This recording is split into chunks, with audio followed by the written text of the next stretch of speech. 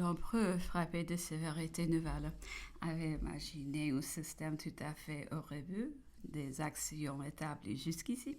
C'était de voir un calibre de gros échantillon puisé en dehors de la ligne magistrale vers l'ennemi, et de voir cette ligne magistrale elle-même, au contraire, défendue par une grande quantité de petites artilleries mobile par là, l'ennemi était arrêté que dans son approche subite.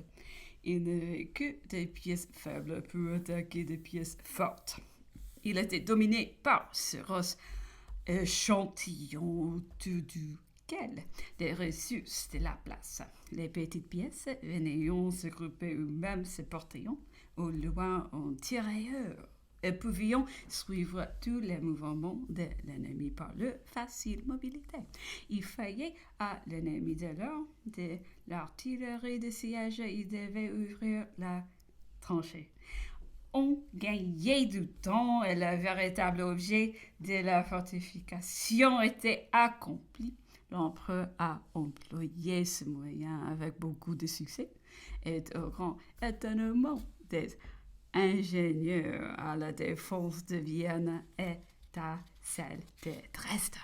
Il voulait l'employer à celle de Paris qu'il ne croyait défendable que de la sorte, mais du succès duquel il ne doutait nullement.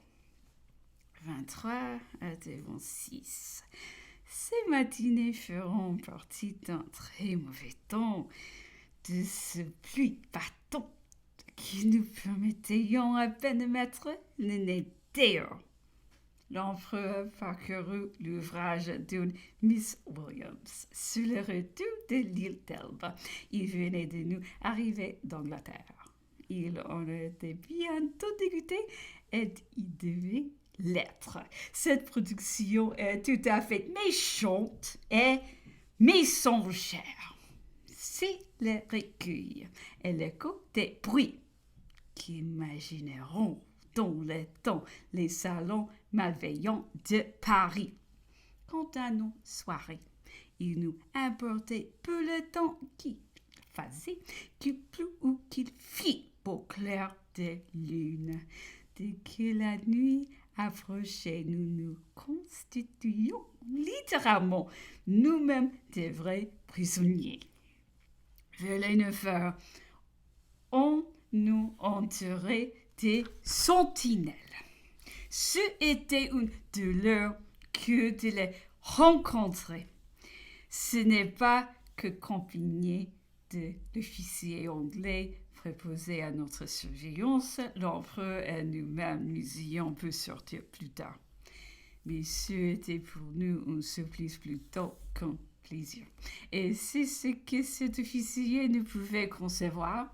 Il laissa deviner dans les principes qu'il imaginait que la mauvaise humeur saudait cette réclusion et qu'elle aurait bientôt une fin. Je ne sais ce qu'il aura pensé de notre constance. L'empereur, que je crois l'avoir déjà dit, se mettait à table assez régulièrement à 8 heures. Il n'y demeurait jamais une demi-heure, parfois à peine un quart d'heure. De retour dans le salon, quand il était souffrant ou silencieux, nous avions toutes les peines du monde à éteindre 9h30 ou 10 heures. Ce n'était même qu'à l'aide de calculature. Mais quand il avait de la gaieté ou s'abandonner à la conversation, nous arrivions en un instant jusqu'à 11 heures et au-delà, c'était une bonne soirée. Il se retirait alors avec une espèce de satisfaction d'avoir, disait-il, conquis le temps. Et c'était justement ces jours-là, lorsque nous avions les moins de mérite, qu'il observait qu'il fallait tout notre courage pour supporter une pareille vie. Une de ces soirées, la conversation fut sur le procès militaire que instruisons aujourd'hui en France. L'empereur ne pensait pas que le général Drouot peut être condamné, peut être venu à la suite d'un souverain reconnu. Faisons la guerre à une autre. À cela, quelqu'un disait que ce que l'on trouvait ici, sa justification devait être sans plus grand péril au jugement de la légitimité. L'empereur convenait en effet qu'il n'y avait rien à répondre à la doctrine mise en avant aujourd'hui. D'un autre côté, cependant, en condamnant le général Drouot, l'empereur disait que l'on condamnait l'immigration et légitimait les jugements contre les émigrés. Les doctrines républicaines punissaient de mort quiconque portait les armes contre la France. Ils n'en étaient pas ainsi de la doctrine royale. Si l'on adoptait ici la loi républicaine, l'immigration, le parti royal se condamnaient eux-mêmes. Du reste, en thèse générale, le cas des Drouot était même bien différent de celui de Ney. Et puis, il y avait eu en Ney une vacillation malheureuse qu'on ne retrouvait pas dans Drouot. Aussi l'intérêt qu'on avait porté à Ney ne tenait-il qu'à l'opinion. Celui qui faisait naître Drouot tiendrait à la personne. L'empereur a continué sur le danger et l'embarras des tribunaux et de la justice dans toute l'affaire du retour de l'île d'Elba. Une circonstance particulière, surtout le frappait à l'extrême, c'était la situation des sous. Qu'on nous disait en jugement, lui, Napoléon savait, disait-il, jusqu'à quel point Soult était innocent.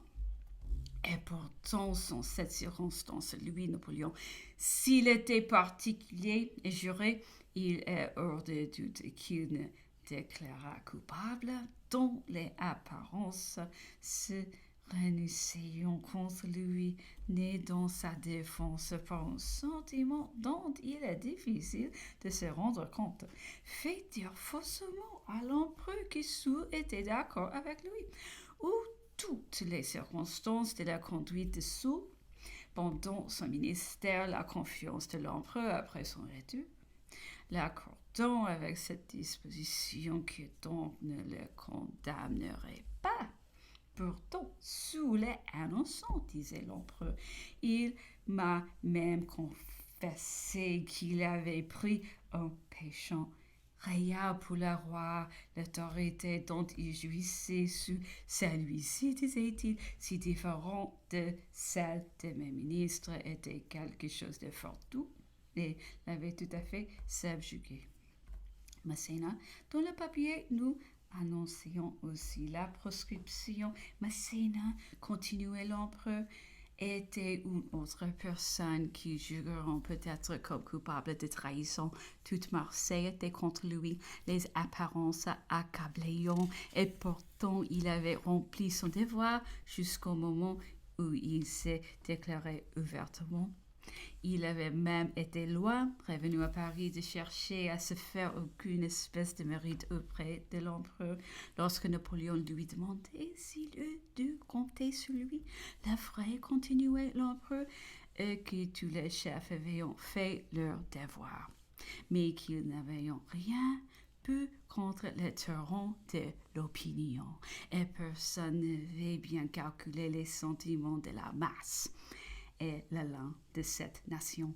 Carnot, Fouché, Marais, Cabeceres m'ont confessé à Paris qu'ils s'étaient fort trompés à cet égard. Cette personne, continuait l'empereur, ne le juge bien encore.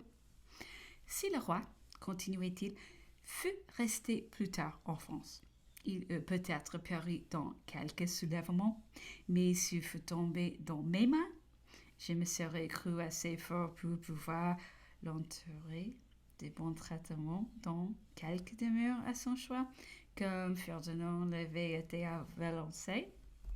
Précisément avant cette conversation, l'empereur jouant aux échecs.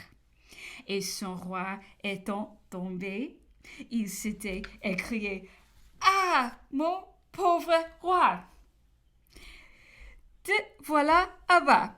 Et comme après l'avoir ramassé, on le lui rendait mutilé. « Ah, l'horreur !» s'est-il écrié. « Bien certainement, je n'accepte pas l'augure. Et je suis même loin de le souhaiter. Je ne lui en veux pas à ce point. Je n'aurais eu garde de mettre cette circonstance, quelque petite qu'elle soit, tant elle est caractéristique, si bien de rapport. Aussi l'empereur rentré nous y revit entre nous. Quelle gaieté, quelle liberté d'esprit dans son horrible infortune. Nous disions-nous, quel grand de cœur, quelle absence de fièvre, d'irritation, de haine, quelle reconnaîtrait la celui que l'inimitié, le mensonge se sont plus à désigner si monstrueusement qui même du ciel a bien connu ou a cherché à le faire bien connaître. Une autre soirée, l'empereur parlait de ses premières années dans l'artillerie et de ses camarades de table. C'est un temps sur lequel il revient souvent avec un grand plaisir. On lui cita un de ses commensaux qui, ayant été préfet du même département sous Louis et sous le roi, n'avait pu obtenir de le demeurer encore de nouveau à son retour. L'empereur, cherchant à se le rappeler, a dit ensuite que cette personne avait, à une certaine époque, manqué sa fortune auprès de lui, que quand il devint commandant de l'armée de l'intérieur, il avait comblé, l'avait fait son aide-de-camp et projetait d'en faire un homme de confiance, mais cet aide-de-camp tant favorisé avait été fort mal pour lui au moment du départ pour l'armée d'Italie. Il avait alors abandonné son général pour le duratoire. Néanmoins, disait l'empereur, une fois sur le trône, il eut encore plus beaucoup sur moi. Il eut su s'y prendre. Il avait le droit de première année qui ne se perd jamais. Je n'eus certainement pas résisté à une surprise dans un rendez-vous de chasse, par exemple, ou à tout autre demi-heure de conversation sur les temps passés. J'aurais oublié ce qu'il m'avait fait. Il ne m'importait plus s'il avait été de mon parti ou non. Je les avais désormais réunis tous. Ceux qui avaient la clef de mon caractère savaient bien cela.